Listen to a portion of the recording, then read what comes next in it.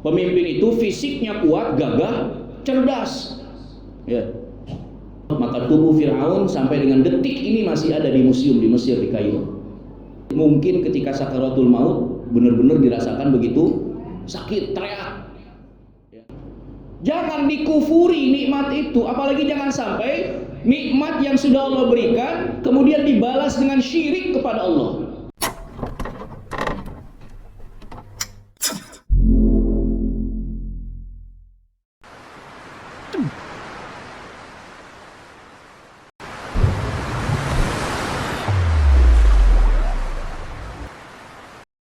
حي على الفلاح.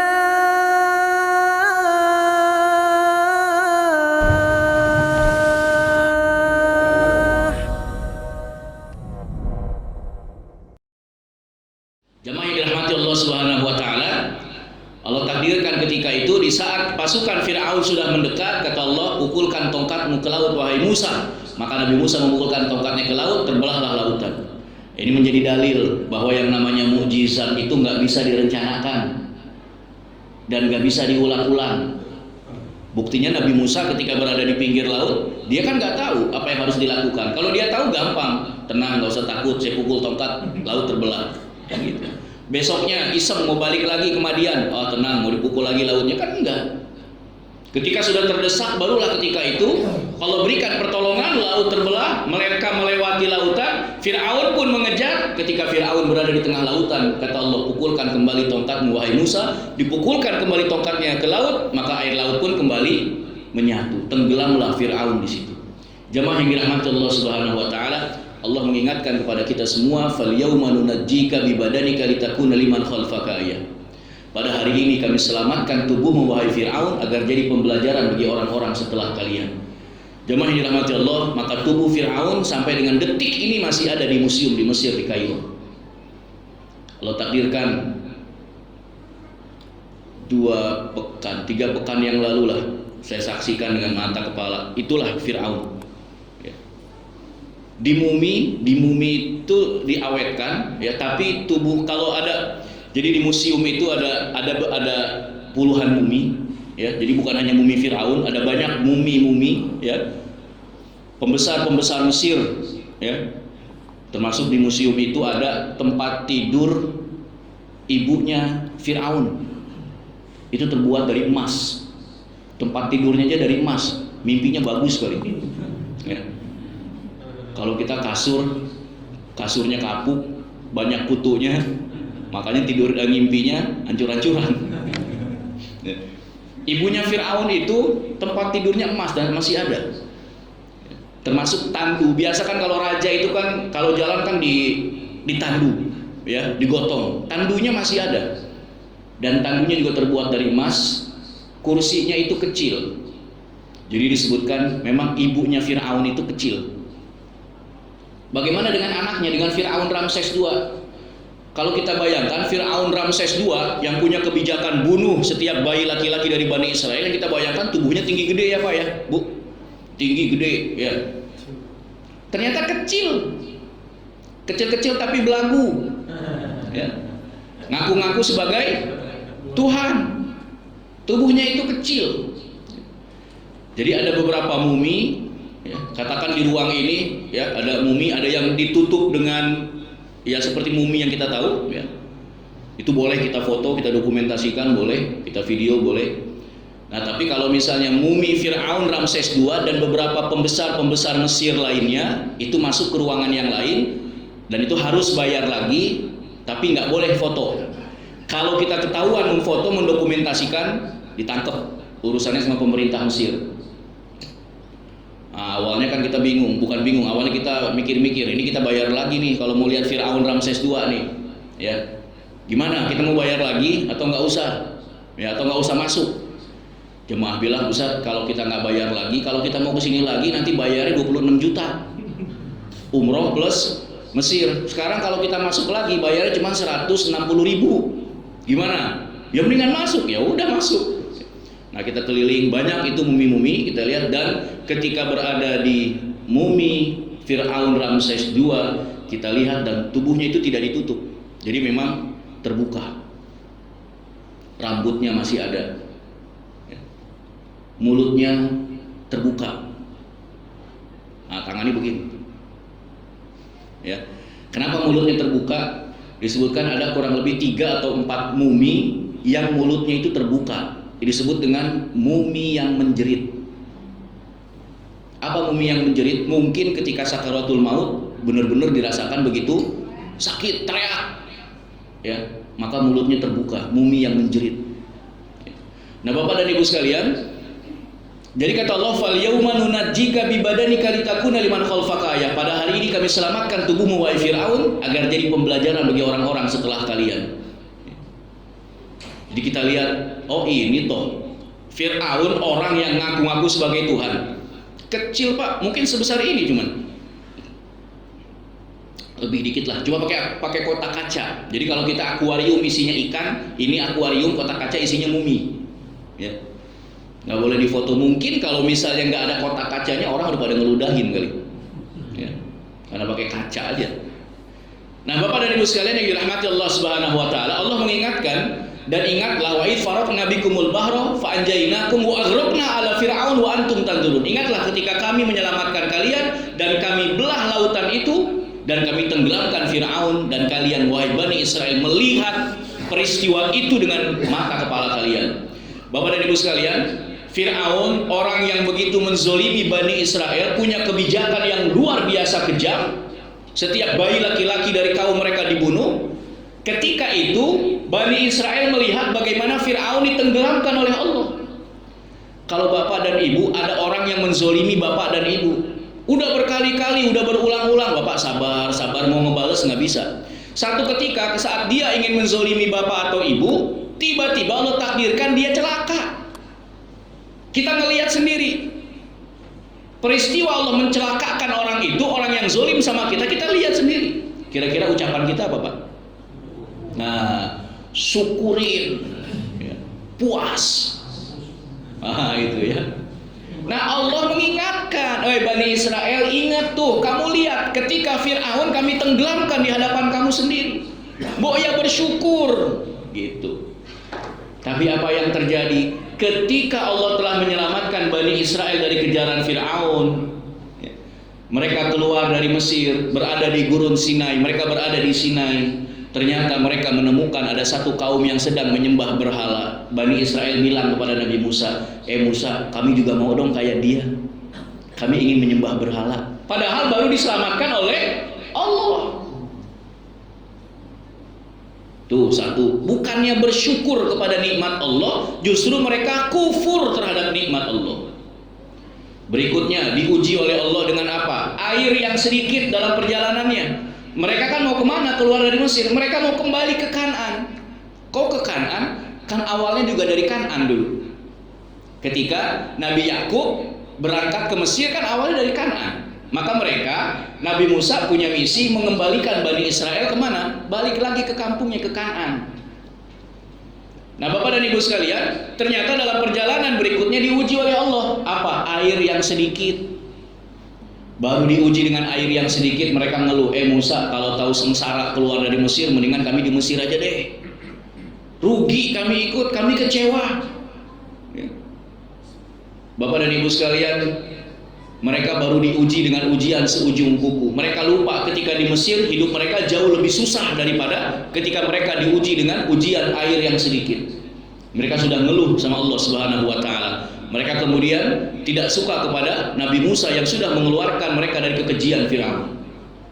Kemudian puncaknya ketika Allah memerintahkan Nabi Musa berangkat ke atas bukit Tursina, menerima wahyu Allah Subhanahu Wa Taala, ditinggalkan kaumnya 40 hari 40 malam, diberi amanah kepada Nabi Harun, jaga Bani Israel. Ternyata ketika di bawah, justru Bani Israel membuat patung anak sapi yang terbuat dari emas. Itu atas provokasi seorang dukun atau kahin penganut sekte Kabbalah yang bernama Samiri. Kabbalah itu adalah penyembah setan, ya. Sekte Kabbalah, Kabbalis pelakunya. Dan sekarang banyak artis-artis Hollywood yang masuk ke dalam sekte Kabbalah, penyembah setan. Ya kalau di kita dukun lah. Untuk apa mereka masuk sekte Kabbalah? Mereka ingin populer, ya, supaya ketenarannya tidak berkurang. Maka ada perjanjian dengan setan. Nah, jemaah yang dirahmati Allah Subhanahu wa taala, Nabi Musa marah luar biasa melihat kaumnya sudah syirik kepada Allah Subhanahu wa taala. Nah, jemaah yang dirahmati Allah, Allah mengingatkan kepada Bani Israel, "Hai Bani Israel, cobalah syukuri nikmat yang telah kami berikan kepada kalian. Kami telah melebihkan nikmat itu kepada kalian dan kami tidak berikan kepada yang lain. Jangan dikufuri nikmat itu, apalagi jangan sampai nikmat yang sudah Allah berikan kemudian dibalas dengan syirik kepada Allah." Jemaah yang dirahmati Allah, apa langkah berikutnya ketika mereka berada di Sinai menuju Madian? Nabi Musa wafat, Nabi Harun wafat, kemudian Bani Israel berada di bawah kepemimpinan Nabi Yusha. Ketika berada di bawah kepemimpinan Nabi Yusha, Bani Israel bilang sama Nabi Yusha, Yusha, coba minta sama Tuhan ya, agar kami diberikan raja. Ada di dalam Al-Quran di surah Al-Baqarah, surat ayat 240 kan, dicek. Jadi Yusha minta sama Tuhan supaya kami diberikan raja. Kata Nabi Yusha, jangan-jangan kalau nanti kamu diberikan raja, kemudian ada perintah berperang, kamu nggak mau ikut perang lagi. Karena Nabi Yusha udah tahu bagaimana karakter Bani Israel. Bani Israel minta nanti kalau dikasih ngeles lagi. Nah gitu. Kata Bani Israel, oh gimana kami nggak akan berperang? Kami terusir dari negeri kami terjajah dari negeri kami, anak-anak kami keluar dari negeri kami. Bagaimana kami nggak mau ikut berperang? Tapi kata Allah, falamma kutiba alaihimul qital, ketika diwajibkan perang kepada mereka, tawallau illa qalila minhum, mereka semua berpaling kecuali hanya sedikit saja. Benar yang Nabi Yusha bilang. Maka kalau ada orang yang banyak usul, wah begini, ketika usul itu diwujudkan mereka ngeles, nah perilakunya nggak rubah seperti Bani Israel. Wah, pengurus masjid ini coba dong, biar kita semangat ibadahnya, AC-nya ditambah nih, wah biar sejuk. Wah, ya usulannya bagus. Wah, nanti udah dipasang AC tetap aja lagi males. Enggak, udah AC mah udah enak. Pasang AC tambahin tetap aja kagak coba. Ya, kayak Bani Israel tuh kayak begitu. Bukan berarti nggak boleh usul, Pak. Ya, silahkan kalau buat kebaikan. Ya.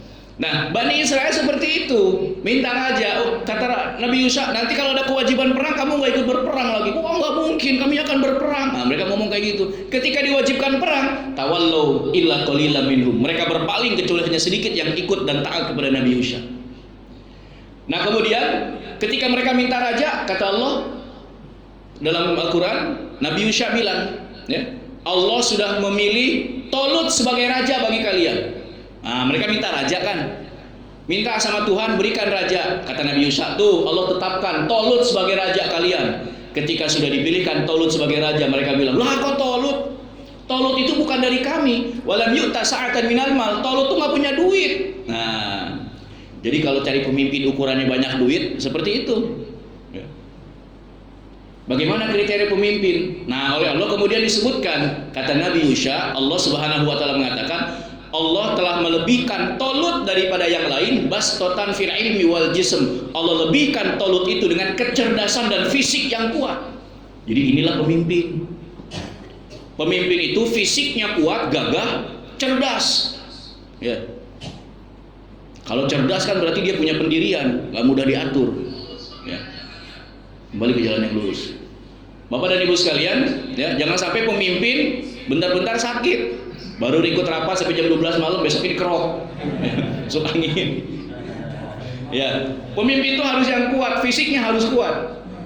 Ya, kenapa? Tanggung jawabnya luar biasa dan cerdas. Dia bisa memetakan masalah. Ya, jangan karena temannya bilang, oh ini begini, ya ikut begini. Oh ini nggak bisa, ikut begini lagi. Dia harus cerdas, dia harus punya sikap. Ya. Nah, jemaah yang dirahmati Allah Subhanahu wa taala, ketika Allah tetapkan Tolut sebagai raja, ternyata mereka bilang, kenapa Tolut bukan kami? Bukan dari kami. Tolut itu bukan dari kami. Dia orang miskin, nggak punya duit. Nah, itulah. Nah, jemaah yang dirahmati Allah, padahal ketika pada masa Tolut kemudian melawan tentara Jalut atau Goliat, pasukan seorang raja yang bengis, ya. Dan dengan pertolongan Nabiullah Daud alaihissalam, atas izin Allah, Daud kemudian membunuh Jalut atau Goliat. Maka sesuai amanah dari Tolut, kalau nanti aku wafat, Nabi Daudlah yang menjadi raja bagi Bani Israel. Tolut wafat, naik Nabi Daud, kemudian Bani Israel mulai itu, yang tadinya dalam kondisi tertindas, dalam kondisi yang carut marut, mulai terangkat. Kondisi mereka baik. Nabi Daud memerintah 40 tahun, pasca wafatnya Nabi Daud naiklah Nabi Sulaiman, dan ketika itu Bani Israel mengalami masa kejayaan yang luar biasa yang belum pernah mereka rasakan dan tidak akan pernah dirasakan lagi sesudahnya. 40 tahun Nabi Sulaiman memimpin.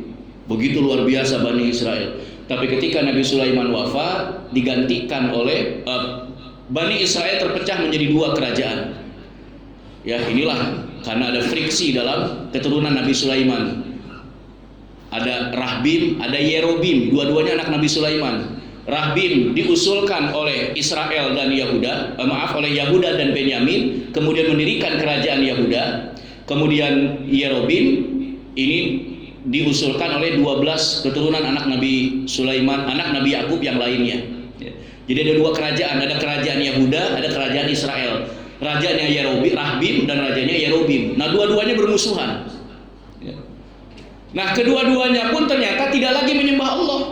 Dan dalam kitab suci mereka disebutkan kalau mereka sudah syirik kepada Allah, maka mereka akan dibinasakan oleh kerajaan-kerajaan besar yang ada ketika itu. Nah, ketika mereka syirik kepada Allah, benarlah kerajaan Israel dihancurkan oleh Assyria, kemudian Bani Israel pun dibuang ke Assyria, sementara kerajaan Yahuda itu dihancurkan oleh kerajaan Babilonia dengan rajanya Nebukadnezar. Bahkan tempat penyimpanan kitab Taurat pun, tabut pun ikut dimusnahkan. Mereka kemudian menjadi bangsa yang tertindas lagi, menjadi komunitas manusia yang tertindas lagi. Kenapa? Mereka tidak mensyukuri karunia Allah Subhanahu wa Ta'ala. Nah, jemaah dirahmati Allah, tema kita adalah syukuri nikmat agar tidak menjadi nikmah. Apapun yang telah Allah berikan kepada kita, jangan sampai kemudian menjadi bencana bagi kita. Kenapa? Karena kita tidak mensyukuri nikmat itu. Negeri kita, orang-orang dulu mengatakan tongkat kayu dan batu jadi tanaman, begitu subur luar biasa. Itu nikmat dan karunia dari Allah Subhanahu wa Ta'ala. Orang menyebut dengan zamrud katulistiwa. Ini luar biasa. Tapi ketika nikmat-nikmat itu tidak disyukuri, maka akan berubah menjadi bencana dari Allah Subhanahu wa Ta'ala, waliyadu billah. Jamaah yang dirahmati Allah Subhanahu wa Ta'ala, maka bercermin dari Bani Israel tadi, Allah ingatkan betapa banyak nikmat yang telah aku lebihkan kepada kalian wahai Bani Israel. Maka ingatlah nikmat itu, syukuri nikmat itu, jangan kalian kufuri nikmat-nikmat itu. Sayangnya Bani Israel justru kufur terhadap nikmat Allah Subhanahu wa Ta'ala. Di tengah nikmat yang begitu luar biasa, diselamatkan dari kekejaman Firaun, dibebaskan dari kekejaman Firaun, tapi kemudian mereka justru menyembah berhala.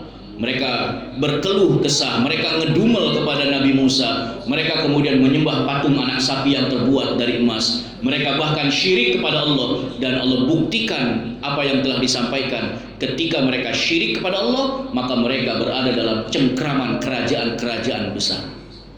Nah, jemaah yang dirahmati Allah Subhanahu wa Ta'ala, marilah syukuri nikmat yang telah Allah berikan kepada kita. Bukan dalam skala yang luas saja dalam negeri ini, tapi bagaimana nikmat-nikmat yang telah Allah berikan kepada diri kita, maka syukuri itu agar menjadi keberkahan bagi kita semua, bukan menjadi bencana atau nikmah bagi kita. Banyak orang diberikan nikmat ternyata kufur, dikasih kesehatan malah dia maksiat, ya. Karena kemaksiatannya, usia harusnya dia masih sehat, ternyata dia sudah banyak sakit-sakitan. Kenapa? Tidak mensyukuri nikmat yang telah Allah berikan kepadanya. Nah, jemaah dirahmati Allah Subhanahu wa Ta'ala, ini sebagai pengantar kita di kesempatan pagi ini ba'da subuh. Mudah-mudahan ini mengingatkan kita semua betapa banyak karunia-karunia yang telah Allah berikan kepada kita, dan ketika Allah berikan karunia itu, syukurilah nikmat yang telah Allah berikan kepada kita. Jangan kemudian kita helah mencari-cari alasan, mengelak, ya. Kita sudah janji sama Allah, ya Allah, kalau kau berikan ini maka aku akan begini, ya Allah. Ternyata ketika Allah wujudkan keinginan kita, kita mengelak. Oh, kan saya mintanya segini, ya Allah, ini kan cuma segini. Nah, itulah, ya. Banyak orang yang kufur terhadap nikmat Allah Subhanahu wa Ta'ala. Janji Allah, la in syakartum la azidannakum. Kalau kalian syukuri, aku tambah nikmat sekalian. Wala in kafartum, tapi kalau kufur, inna azabi lasyadid. Tapi kalau kalian kufur, nggak apa-apa, aku nggak rugi, tapi ingat azabku amat pedih. Bani Israel telah diperlakukan seperti itu, ya. Maka ditanya, Bapak punya istri bersyukur gak, Pak? bersyukur, maka nanti akan ditambah kesalehaannya gitu Pak ya. Bapak punya istri bersyukur gak? Oh bersyukur, nanti ditambah Pak, ditambah kesalehaannya, ditambah ketaatannya gitu ya. Saya nggak berani jawab Pak. Silakan nanti diskusikan di rumah. Bapak dan Ibu sekalian, jemaah yang dirahmati Allah, inilah ya pengantar kita di subuh hari ini. Baik, Bapak Ibu sekalian, terima kasih pertemuan kita di subuh hari ini. Mudah-mudahan mengingatkan kita semua untuk menjadi hamba yang semakin tunduk, patuh dan taat terhadap perintah Allah, dan itulah wujud rasa syukur kita kepada Allah Subhanahu wa taala. Mohon maaf kalau ada jawaban yang kurang memuaskan, kata-kata yang kurang berkenan. Subhanakallahumma wa bihamdika asyhadu an la ilaha illa anta astaghfiruka wa atubu ilaik. Walhamdulillahirabbil alamin. Wassalamualaikum warahmatullahi wabarakatuh. واعتصموا بحبل الله واعتصموا بحبل الله جميعا ولا تفرقوا